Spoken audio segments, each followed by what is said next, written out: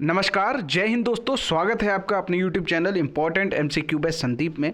दोस्तों, जैसा कि आप वॉलपेपर पर देख पा रहे हैं कि पहले बीएड और अब NIOS DLED को मिली मान्यता।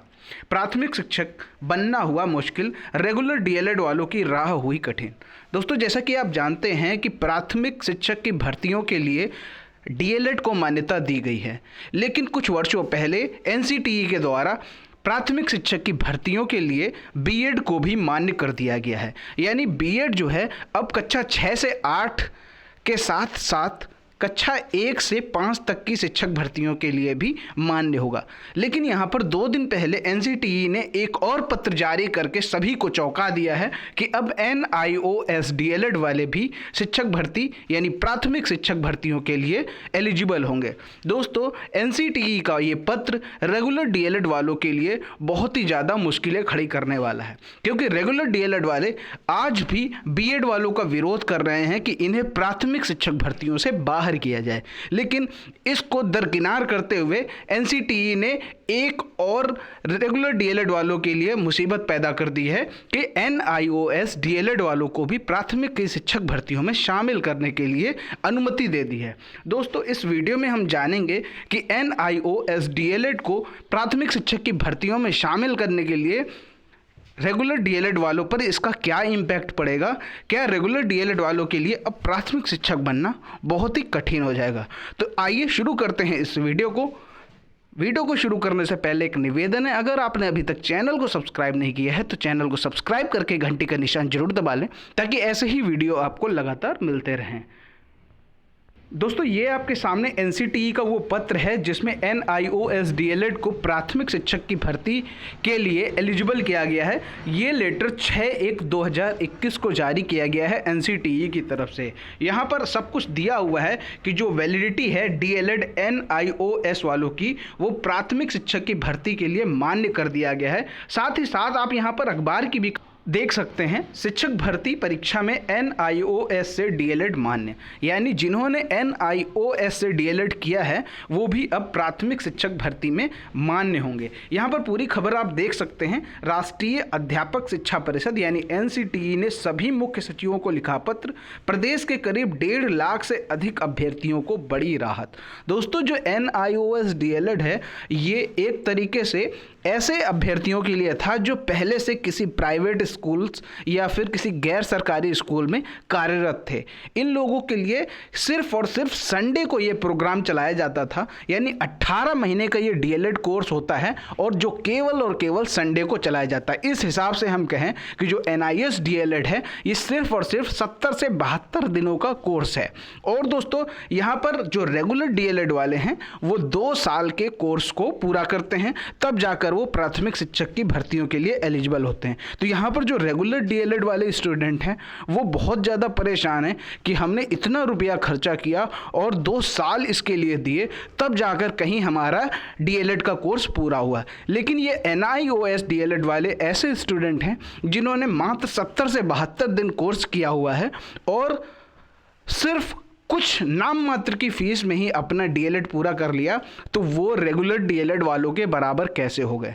तो यहाँ पर NIOS DLED वालों को कहना है कि हम लगातार पिछले कई वर्षों से स्कूलों में पढ़ा रहे हैं, तो हमें अनुभव ज़्यादा।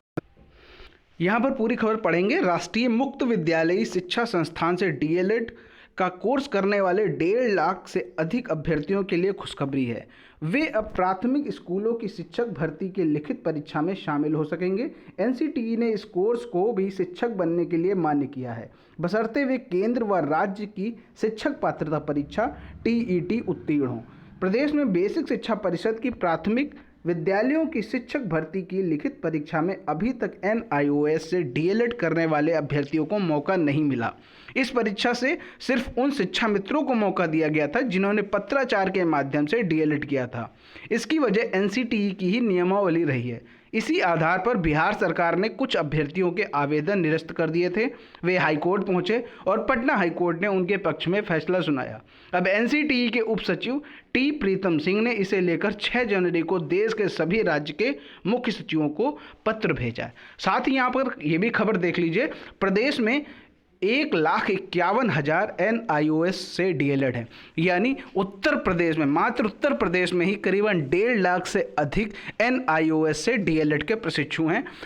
NCTE प्रयागराज के पूर्व राज्य समन्वयक चिंतामणि सिंह ने बताया कि इस कोर्स के लिए प्रदेश में 1.71 लाख अभ्यर्थियों ने आवेदन किया था, जिसमें 1.5 लाख के करीब अभ्यर्थी परीक्षा में शामिल हुए। इन सभी के प्रमाण पत्र आदि भेजे जा चुके हैं। सिर्फ उन्हीं के प्रकरण लंबित होंगे जो सारी अर्हता पूरी नहीं कर रहे हैं।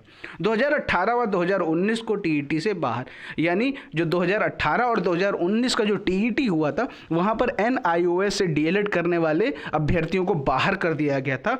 परीक्षा नियामक प्राधिकारी सचिव अनिल भूषण चतुर्वेदी ने उत्तर प्रदेश शिक्षक पात्रता परीक्षा 2018 और 2019 में NIOS से DLED करने वालों को बाहर कर दिया था।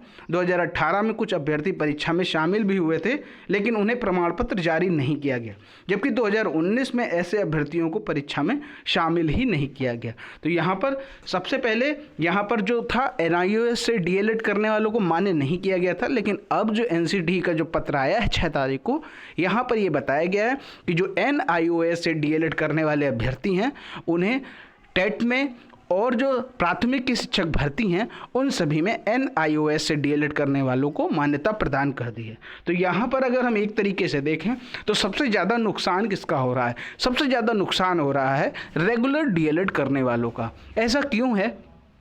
क्योंकि जो रेगुलर DLED करने वाले स्टूडेंट हैं वो अपना 2 साल का कीमती समय DLED को देते हैं, तब जाकर उनका DLED का प्रशिक्षण पूरा होता है। जबकि NIOS से जो DLED करने वाले स्टूडेंट हैं वो कहीं ना कहीं किसी न किसी स्कूल में पहले से पढ़ा रहे हैं, यानी उनका अनुभव तो है, लेकिन उनका जो कोर्स है वो मात्र 18 महीने का है। और हम कह सकते हैं 18 महीने में सिर्फ और सिर्फ वो संडे को ही इस कोर्स को करने जाते थे। तो इस हिसाब से हम देखें तो ये जो कोर्स है ये मात्र 70 से 72 दिन का कोर्स है। तो यहाँ पर जो DLED के स्टूडेंट हैं, जो रेगुलर DLED के स्टूडेंट हैं, उनका सीधा तर्क ये है कि जब हमने 2 साल दिए और ये 70 से 72 दिन में कैसे हमारे बराबर हो गए। और यहाँ पर एक और बात सामने आती है कि जो रेगुलर DLED वाले हैं उन्होंने काफ़ी पैसा खर्चा किया है DLED में, और जबकि जो NIOS DLED है मात्र 5 से 10 हज़ार रुपये में NIOS से DLED हो जाता है। तो यहाँ पर जो रेगुलर DLED वाले हैं वो इस चीज़ का बहुत ज़्यादा विरोध कर रहे हैं। अगर इस मामले में मैं अपनी राय रखना चाहूँ तो मेरी राय ये है कि जो रेगुलर DLED वाले हैं उन सभी को मिलकर NIOS DLED के प्राथमिक शिक्षक की भर्तियों में शामिल होने का विरोध करना चाहिए। क्योंकि अगर आपने रेगुलर DLED कर रखा है तो जो NIOS से DLED हैं वो आपके बराबर कभी नहीं हो सकते, क्योंकि उनका जो ट्रेनिंग पीरियड है, उनकी जो फीस है वो आप रेगुलर DLED वालों के कभी बराबर नहीं हो सकती। तो इसीलिए जितने भी रेगुलर DLED वाले हैं वो सभी मिलजुल कर NIOS का विरोध करें, ताकि NCTE को इस बात के लिए झुकना पड़े और NIOS DLED को प्राथमिक शिक्षक की भर्तियों से बाहर रखा जाए, क्योंकि वो ऑलरेडी कहीं ना कहीं पढ़ा रहे हैं। अगर उनको प्राथमिक शिक्षक की भर्तियों में शामिल होना है तो उनको भी रेगुलर DLED या फिर रेगुलर BEd करने की आवश्यकता पड़ेगी। इसलिए दोस्तों मैं बस आपसे यही कहना चाहता हूं कि अगर आपने रेगुलर DLED कर रखा है या फिर रेगुलर BEd कर रखा है तो आप सभी को मिलजुल कर NIOS से DLED करने वालों का विरोध करना चाहिए, ताकि आपके चयन होने की संभावना ज़्यादा हो जाए। उम्मीद करता हूँ कि मेरी ये राय और ये वीडियो आपको पसंद आया होगा। दोस्तों वीडियो पसंद आया है तो वीडियो को लाइक करें, शेयर करें, चैनल को सब्सक्राइब नहीं किया है तो चैनल को सब्सक्राइब करके घंटी का निशान जरूर दबाएं। आपकी क्या राय है हमें नीचे कमेंट में ज़रूर बताएं। मिलते हैं दोस्तों अगले वीडियो में, तब तक के लिए जय हिंद, जय भारत।